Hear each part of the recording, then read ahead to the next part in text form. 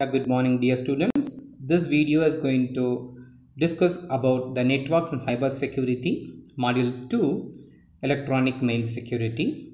This video is going to comprises with an email security enhancements, pretty good privacy operational descriptions and notations used in the email security, and cryptographic keys and cryptographic rings which have been used in the PGP.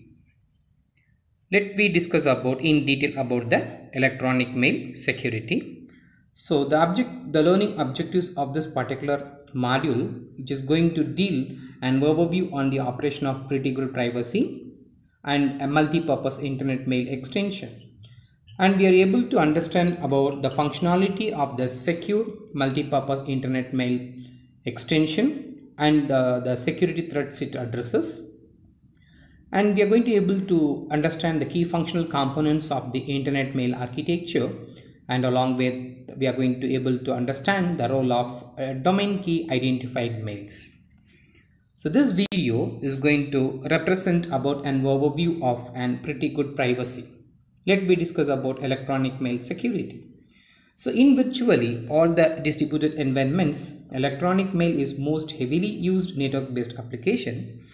And always user expects to send the email to others who are connected directly or indirectly on the internet, regardless of the host operating systems or a communication server.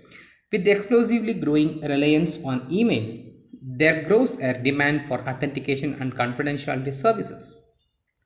Hence, two schemes stands out as approaches that enjoy a widespread use of an pretty good privacy PGP and secured MIME. Both are examined in this particular module, and we are going to discuss one by one. So initially, what electronic mail security is? So currently messages are not secure, may be inspected either in transit or by suitably privileged users or on a destination system. So PGP provides a confidentiality and authentication service that can be used for electronic mail and file storage applications. So here we are going to see about the enhancements of this email security by providing an confidentiality, authentication, message integrity, and non-repetition of origin. What actually confidentiality? Confidentiality is nothing but protection from disclosure. Authentication, sending a message with the signature, and integrity, which provides the modification of the informations from the sender to receiver, and non-repetition of original is nothing but protection from denial by the sender. Let me discuss one by one. Pretty good privacy. What a pretty good privacy?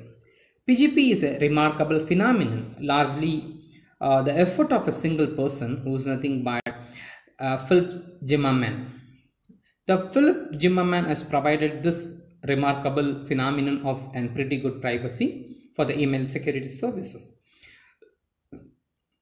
Its PGP provides a confidential and authentication service that can be used for electronic mail and file storage, as well as which is going to be selected the best available cryptographic algorithm which is going to get used over there, and which integrates into a single program that is independent of an operating system and processor, that is based on a small set of easy to use commands, and which is going to be available freely. Made this package in a documentation including the source code freely available via the internet, bulletin boards and commercial networks such as American Online, and entered into an agreement with a company to provide a full compatibility low cost commercial version of the PGP.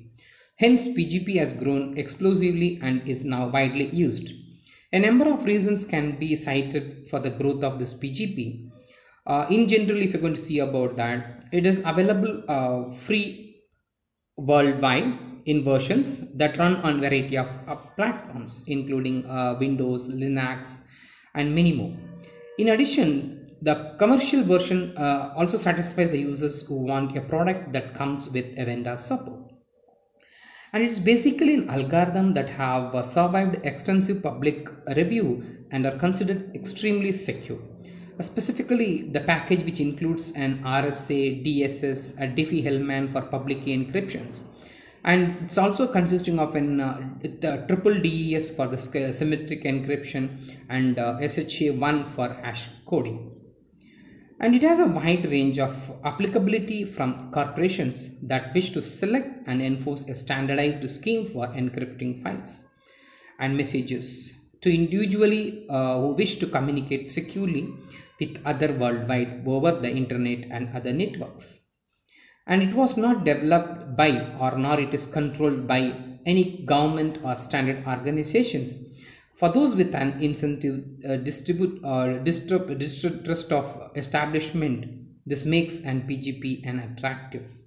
And PGP is now on an internet standard track, the record format RFC 3156, which deals with an MIME security with an open PGP. PGP still has an anti-establishment endeavor. So we begin with an overall look of the PGP operation, which is going to be discussed in the video. Coming to the next topic, notations. So before going to discuss about the particular operations of PGP, let's be aware about the notations utilized or used in the particular PGP email security.